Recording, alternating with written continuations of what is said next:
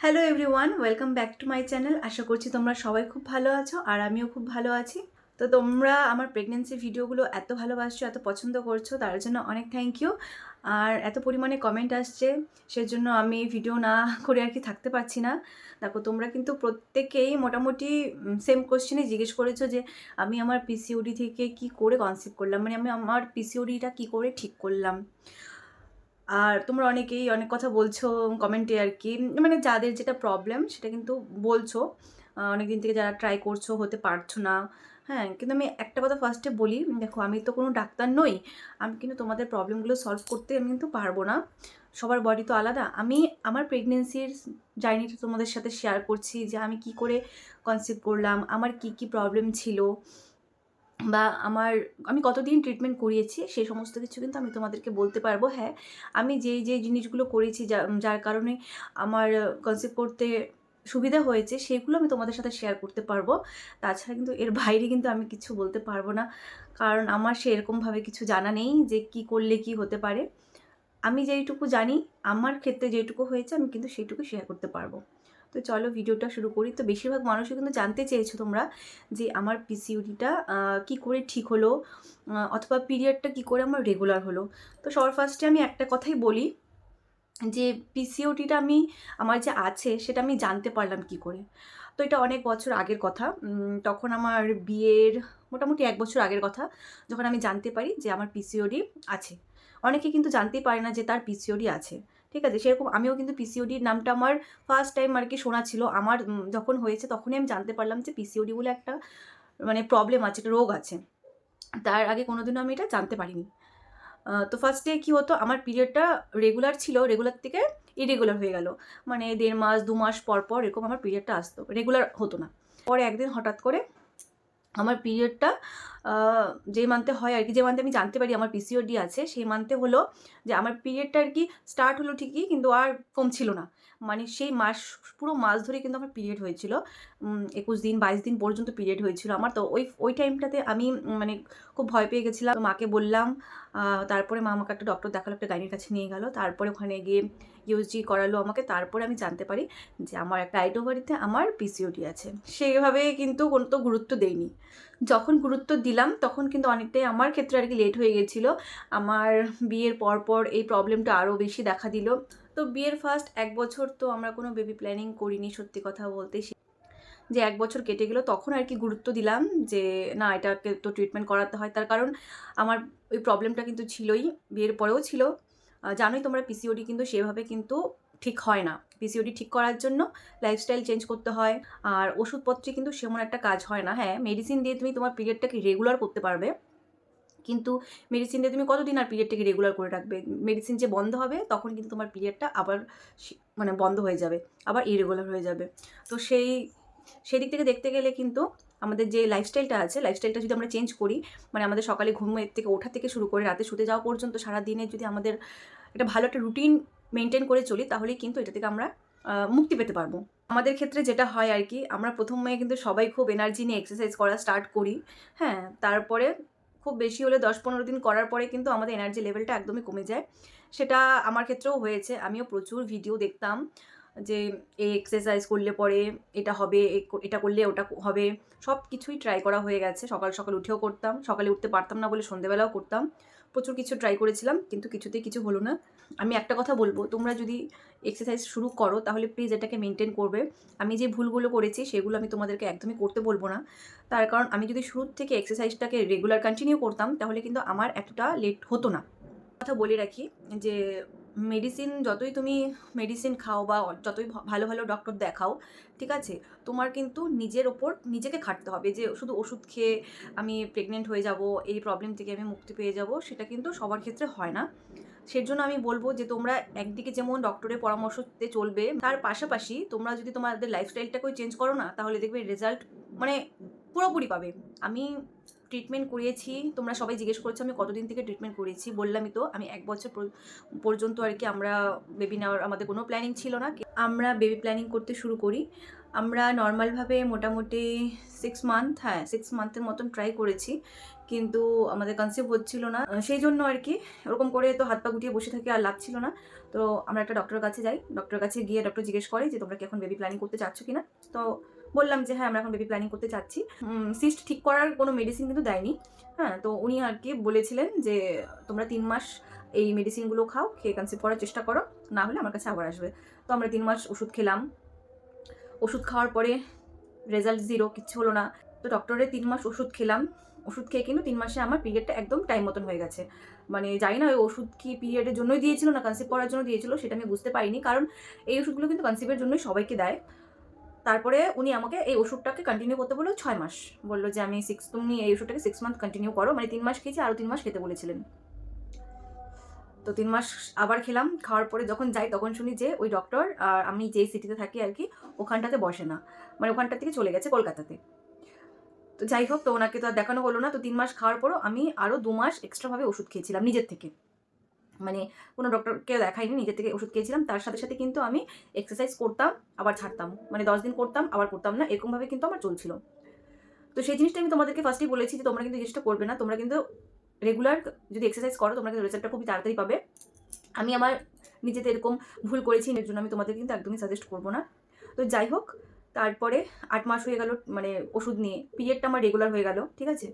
তারপরে ওষুধ 2 মাস বন্ধ গেল। 2 মাস তো নিজে থেকে খেয়েছিলাম, 2 মাস বন্ধ গেল। ওই 2 মাসে কিন্তু আমার পিরিয়ডটা মেডিসিন ছাড়া 35, 36 বা 37 এরকম এর মধ্যে আমার পিরিয়ডটা চলে আসতো। তারপরে 2 মাস গেল এরকম করে, হ্যাঁ 2 মাস না 3 মাস মনে হয়, 3 মাস গ্যাপ দিয়েছিলাম ওষুধে। 3 মাসের মতো আমার সাইকেল এসেছিলো ঠিকই, কিন্তু ওরকম মানে প্রতি মাসে আর কি ডেট পার হওয়ার 4-5 দিন পরে আমার পিরিয়ডটা স্টার্ট হতো। তারপরে আমরা আর টাইম ওয়েস্ট করলাম না, আমরা গেলাম একটা গাইনির কাছে। তো সবার প্রথমেই হচ্ছে প্রচুর টেস্ট দিল, যেটা কি প্রত্যেকটা ডক্টরই দেয়। আমার অনেক টেস্ট দিয়েছিল, আমার হাজব্যান্ডেরও টেস্ট দিয়েছিল, হাজব্যান্ডের সিমেন্ট টেস্ট দিয়েছিলেন। তো ডক্টর রিপোর্ট দেখে বললো, মানে এটা বলবে যে একদম ভাবতেই পারিনি, বললো যে তোমার হাজব্যান্ডের রিপোর্ট একটু প্রবলেম আছে, এর জন্য তোমাদেরকে আইভিএফ এর দিকেই যেতে হবে, তোমাদের কিন্তু নর্মালে প্রেগনেন্সি কনসিভ করার চান্স খুব কম আছে। এটা শোনার পরে তো একদম আমাদের মাথার উপর মানে আকাশ ভেঙে পড়লো। মানে কখনো এরকম ভাবনা চিন্তাই আসেনি যে আইভিএফও করাতে হবে আমাদের। তারপরে 1 মাস ওষুধ খেয়েছিলাম ওই ডক্টরের কাছে আমরা, হাজব্যান্ডকেও 1 মাস ওষুধ দিয়েছিল। পিরিয়ডের ডে 3 থেকে ডে 7 পর্যন্ত একটা যেটা ওষুধ হয় ওটা আমি খেয়েছিলাম। তারপরে দিয়েছিল পিরিয়ডের 16 নম্বর দিন থেকে 25 নম্বর দিন পর্যন্ত। এটা কিন্তু অলমোস্ট আমি যে কটা ডাক্তার দেখিয়েছি সে কটা ডাক্তারই কিন্তু দিয়েছিল। আগে যে ডাক্তারকে দেখিয়েছিলাম, যে ওষুধ খেয়েছিলাম, সেম এরকম ওষুধই দিয়েছিল, একটু হয়তো নামে হেরফের আছে, কিন্তু ওই একই সেম প্রসেস। এই 3 নম্বর দিন থেকে 7 নম্বর দিন পর্যন্ত, 16 নম্বর দিন থেকে 25 নম্বর দিন পর্যন্ত আমাকে বলেছিল এই মান্থে যে ফলিকুলার স্টাডিটা করাতে, ঠিক আছে। আর হাজব্যান্ডের ওষুধ চলছিল, আর আমার ওষুধ চলছিল। আর ডাক্তার যেভাবে বলেছিল যে এত নম্বর দিনে 8 নম্বর দিনে একবার করাবে ফলিকুলার স্টাডি, তারপর আবার 12 নম্বর দিনে করাবে, আবার 16 নম্বর দিনে করাবে, এরকম করে 3 দিন বা 4 দিন মনে আমি মানে ফলিকুলার মনিটরিং করিয়েছিলাম আমার। তো যাই হোক, ওই রিপোর্ট নিয়ে আমি ডাক্তারের কাছে গেলাম। তখন ডাক্তার আমাকে বললো যে কত 17 নম্বর নাকি 18 নম্বর দিনে আমার ফলিকুলারের সাইজ ছিল 21 mm, হ্যাঁ 21 mm আমার ফলিকুলারের সাইজ এরকম এসেছিলো। কিন্তু ওটা কিন্তু র্যাপচার হয়নি, আমার মেডিসিন কিন্তু নিচ্ছিলাম, তাও সত্ত্বেও র্যাপচার হয়নি। তো ডক্টর বলছিল যে দেখো তোমার তো এটা র্যাপচার হয়নি, তাও দেখো এই মাসে কী হয়, না হলে কিন্তু নেক্সট মান্থে অন্য কিছু ভাবনা চিন্তা করতে হবে। আর ডাক্তার তো ওই ডাক্তারই আগেই বলে দিয়েছিল যে আইভিএফ করাতে হবে। তো সেই জন্য সেই ডাক্তারের কাছে আমরা 1 মাসই ট্রিটমেন্ট নিয়েছিলাম, আর কিন্তু ওই ডাক্তারের কাছে আমরা ট্রিটমেন্ট নিইনি। ভাবলাম যে এত বড় একটা ডিসিশন আইভিএফ এর মতো, তো ফার্স্টেই এটা করাটা ঠিক না। তো আমরা আর কি আরও একটা জায়গাতে যাই, গাইনির কাছে গিয়ে তারপর ভাবনা চিন্তা করা যাবে যে কী করা যেতে পারে। তো যাই হোক, আমি ওই ডক্টরের কাছে গেলাম, হাজব্যান্ড ওয়াইফ দুজনে মিলে গেলাম, অনেকটা আশা নিয়ে যে মনে হয় এই ডাক্তারের কাছে গেলে মনে হয় সমস্ত কিছু ঠিক হয়ে যাবে। তো ডাক্তার সেই আগে আবার সমস্ত কিছু টেস্ট করালো, বলল যে সমস্ত কিছু টেস্ট করাতে হবে, আগে রিপোর্ট দেখে কিছু উনি দেখবে না। তো আবার একটা ইউএসজি করালাম। ইউএসজি করানোর পরে আবার অনেক কিছু ব্লাড টেস্ট হয়েছিল। বললাম তো রিপোর্টের ভিডিওটা পরে দেখাবো যে কী আমার টেস্ট হয়েছিল। প্রচুর মানে এত যে বডিতে টেস্ট হতে পারে প্রেগনেন্সির জন্য আমার আগে কখনোই ধারণা ছিল না। যাই হোক, আবার হাজব্যান্ডকেও টেস্ট করালো। এখানটাতে আবার হাজব্যান্ডের রিপোর্ট কিন্তু আমার নর্মাল এসছে। বললো তোমার হাজব্যান্ডের কোনো প্রবলেম নেই। তো ওই ডাক্তারও সেম আমাকে 3 মাসের ওষুধ দিয়েছিল। তো কী ওষুধ খেয়েছিলাম আমি তোমাদেরকে ওই রিপোর্টে যেই রিপোর্ট যখন দেখাবো তখন আমি দেখিয়ে দেবো কী ধরনের আমি ওষুধ খেয়েছিলাম। কারণ এই ডক্টরের কাছে না প্রচুর পরিমাণে মেডিসিন খেয়েছিলাম, অনেক ধরনের ওষুধ খেয়েছিলাম। তো সেইগুলোর নাম তো আমার এখন মনে নেই, আমি তোমাদেরকে পরে দেখিয়ে দেবো। ইউএসজিও করালাম, যেটা করাতে বলেছিল। ইউএসজিতে এসেছিলো আর কি আমার লেফট ওভারিতে আর কি পিসিওডি সিস্ট আছে, লেফট ওভারিতে আমার সিস্ট আছে। তো আমাকে 3 মাসের ওষুধ দিল, তারপরে 3 মাসের ওষুধ কোর্স কমপ্লিট করলাম। প্রতি মাসে যখন খাচ্ছিলাম ওষুধ মনে হচ্ছিলো যে না এই মান্থে হয়তো কনসেপ্ট করবো, এই মান্থে কনসেপ্ট করবো। কিন্তু তোমরা বিশ্বাস করো এটা নিয়ে আমার কিন্তু 3 নম্বর গাইনি ছিল, যে আমি গাইনোকোলজিস্টের কাছে গেছি 3 নম্বর ডাক্তার। আমার যে শুরু থেকে যে 8 মাস খেয়েছি, তারপর আরও 1 মাস একজনের ওষুধ খেয়েছি, এভাবে খেতে খেতে না আমার পিরিয়ডটা কিন্তু রেগুলার হয়ে গেছিলো। রেগুলার বলতে কি একদম অন ডেটে হতো। কনসিভ তো হতোই না কোনো মাসে, আর সুযোগই পাইনি আমি কোনো মাসে টেস্ট করার, যে আমি এই মাসে টেস্ট করবো যে আমার পজিটিভ আসবে। সবাই তো তোমরা টেস্ট করতে তাও সুযোগ পাও যে 3 দিন 4 দিন পিরিয়ড মিস হয়ে যায়। আমি ওষুধ যে কদিন আমি ট্রিটমেন্ট করিয়েছি, বিশ্বাস করো আমি একটা দিনও মানে এরকম আর কি যাইনি যে আমি একটা দিন আমার স্কিপ হবে তারপর আমি টেস্ট করাবো, এরকম হয়নি আমার ক্ষেত্রে। 32 নম্বর দিনের দিনই হবে, সকালে হোক বা দুপুরে হোক বা দিনে হোক, যেই দিনে হোক পিরিয়ডটা চলে আসবে। এত মন ভেঙে যেত আমার, এত খারাপ লাগতো, প্রতি মাসে আমি কাঁদতাম, প্রতিটা মাসে ভেঙে পড়তাম। কিন্তু হাজব্যান্ড পাশে ছিল বলেই হয়তো আমি এটুকু শক্তি পেয়েছি, আর ভগবানের উপরে বিশ্বাস ছিল। লাস্ট 3 মাস ওষুধ খেলাম, খাওয়ার পরে ডাক্তার দেখলো যে কোনোভাবে কিছু হচ্ছে না। তারপরে ডাক্তার আমাকে বলল একটা এইচএসজি টেস্ট করানোর জন্য। এটা এইচএসজি টেস্টটা কিন্তু তোমাদেরকে এখন এই ভিডিওতে বলছি না আমার এটার এক্সপিরিয়েন্স কী ছিল, তো নাহলে ভিডিওটা কিন্তু প্রচুর বড় হয়ে যাবে, এমনি অলরেডি অনেক বড় হয়ে গেছে, পরে তোমাদের বোরিং লাগবে দেখতে। তো মনে অনেক সাহস নিয়ে এইচএসজি টেস্টটা করালাম। করানোর পরে রিপোর্ট দেখালাম, যে ডক্টর বললো যে না তোমার 2টো টিউবই ওপেন আছে। ওটার থেকে অনেকটা রিলিফ পেলাম। অনেক সময় কি টিউব ব্লক থাকলেও কিন্তু প্রেগনেন্সি আসে না। এরকম করতে করতে এই টেস্ট করানোর পরে 1 মাস 2 মাস গেল ডক্টরের কাছে যেতে আসতে 2 মাস গেল। যাওয়ার পরে ডাক্তার আমাকে বললো ফলিকুলার স্ক্যানিং হবে, তোমাকে কিন্তু 1-2 দিন গ্যাপে আমাদের এখানে আসতে হবে, আর তোমার এগ চেক করবে, এগের মাপটা আর কি দেখবে, আর এটা কিন্তু 1-2 মাস তোমাকে ট্রিটমেন্ট করতে পারে ডক্টর। তো ওখানে যারা স্টাফরা থাকে না তারা কিন্তু আমাকে বলেছিল ফলিকুলার যে মাসে করবো তো ওই মাসেই আমাকে ডাক্তার 3 নম্বর দিন থেকে সেম ওই ওষুধ দিতে স্টার্ট করতে বলেছিল। 3 নম্বর দিন থেকে 7 নম্বর দিন পর্যন্ত, প্লাস তার সাথে হচ্ছে 3 নম্বর দিনে আমাকে একটা ইনজেকশন দিতে বলেছিল, ঠিক আছে। তো ওই ইনজেকশনটা আমি দিয়েছিলাম। দেওয়ার পরে বলেছে যে কত নম্বর দিনে, হ্যাঁ 8 নম্বর দিনে, 8 নম্বর দিনে ফলিকুলার স্ক্যানিং করতে আসতে। তো ফলিকুলার স্ক্যানিং করতে গেলাম আমি 8 নম্বর দিনে। যাওয়ার পরে আমার এগের মাপ এসেছিল রাইট ওভারিতে 17 mm, মানে 17 mm হয়ে গেছিলো, কিন্তু ভাবা যায়, মানে ইনজেকশন দিয়েছিলাম তার সাথে সাথে ওই ওষুধটাও খেয়েছিলাম। আর রিপোর্ট দেখে কিন্তু ডাক্তার বলেছিল আমাকে যে তোমার এগ কিন্তু ঠেসে রয়েছে, তুমি একটু এক্সারসাইজ করো, একটু স্লিম হও, মানে একটু ওয়েট কমাও আর কি। আর তখন পুজো সিজন চলছিল, বললো দেখো এই মাসটা নেক্সট পুজোটা যাওয়ার পরে তুমি আমার কাছে আসবে, ল্যাপ্রোস্কোপি করা হবে তোমার। তো ওইটা তো শুনে আমি খুব ভয় পেয়ে গেছিলাম, আমি আমার হাজব্যান্ড দুজনেই ভয় পেয়ে গেছিলাম। বললাম ল্যাপ্রোস্কোপিটা আবার কি, বললো যে তারপরে যখন জানতে পারলাম ওটা কি দিয়েছিল, ওটা হয়তো তোমার পেটের ভিতরে ক্যামেরা ঢুকিয়ে আর কি চেক করবে তোমার ভেতরে সমস্ত কিছু ঠিকঠাকভাবে অ্যাক্টিভ আছে কিনা। কারণ দেখো আমার এইচএসজি টেস্ট করানোর পরেও আমার দেখলো টিউব ওপেন রয়েছে, ফলিকুলারের ডিমের সাইজও আমার ঠিকঠাক আছে, তারপরে রিপোর্ট সবই ঠিকঠাক ছিল। এর জন্য আর কি ডাক্তার আর কি ল্যাপ্রোস্কোপির মানে ডিসিশন নেয় যে আমাকে ল্যাপ্রোস্কোপি করাবে। তো যাই হোক 8 নম্বর দিনে 17 mm আসলো এগ। তারপর আমাকে বললো যে আমাকে 10 নম্বর দিনে একটা ইনজেকশন দেওয়া হয়েছিল, সেটা হচ্ছে র্যাপচারের ইনজেকশন মনে হচ্ছে, এগটা যাতে আমার র্যাপচার করে। হ্যাঁ, তো ওটার ইনজেকশন 10 নম্বর দিনে দেওয়া হয়েছিল। তো দেওয়ার পরে আমাকে বলেছিল যে তোমরা 3 দিন, 10 নম্বর বলতে 11 নম্বর, 13 নম্বর, 15 নম্বর, এই 3 দিন তোমরা একসাথে রিলেশন রাখবে। রিলেশন রেখেছি, ডাক্তারের কথা মতনই সমস্ত কিছু করছিলাম। তার সাথে সাথে কিন্তু এক্সারসাইজটা আমি ওই মান্থে করিনি। ওই মান্থে আমি পুরোপুরি এক্সারসাইজ একদম বন্ধ করে দিয়েছিলাম, যে ভুলটা আমি করেছি।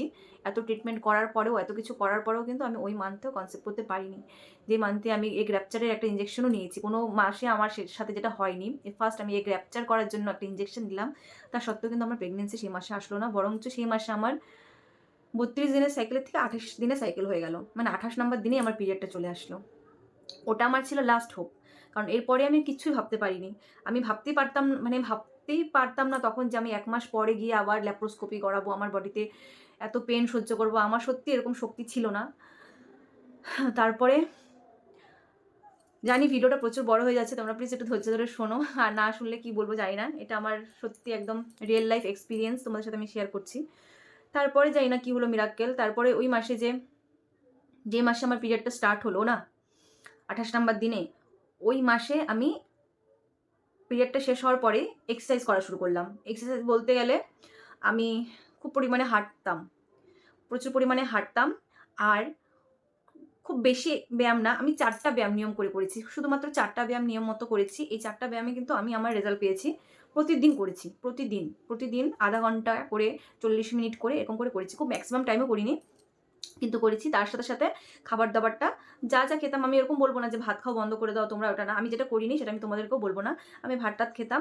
সকালে রুটি খেতাম, দুপুরে ভাত খেতাম। রাতে কখনো ভাত হতো বা কখনো রুটি হতো। ঠিক আছে? এরকমভাবে চলছিল। কিন্তু সকালে আমি রুটিটা রেখেছিলাম। সকালে আমি ভাত খাইনি।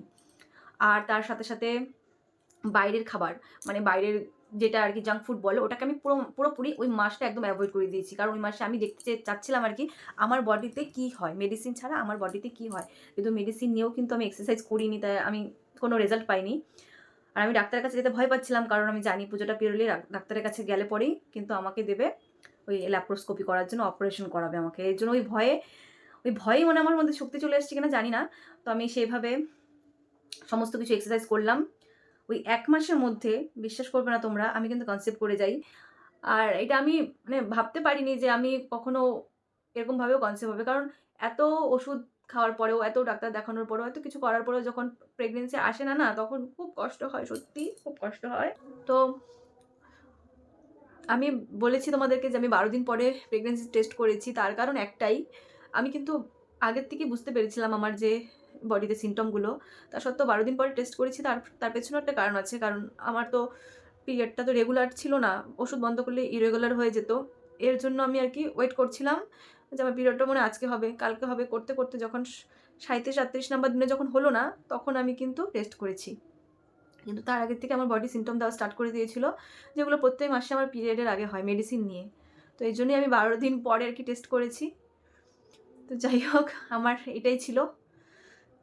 তো আমি কি মেডিসিন নিয়েছিলাম, কি ধরনের এক্সারসাইজ করেছি, সেটা আর কি ডায়েট প্ল্যানিংটা করেছি। ডায়েটটা তো বললামই, এরকম খাবার খেয়েছি। তা সত্ত্বেও তোমরা যদি প্রপারভাবে জানতে চাও, আমি নেক্সট একটা ভিডিও করব। এত কিছু সবকিছু নিয়ে একটা ভিডিও তো তাহলে জগা খিচুড়ির মতন হয়ে যাবে।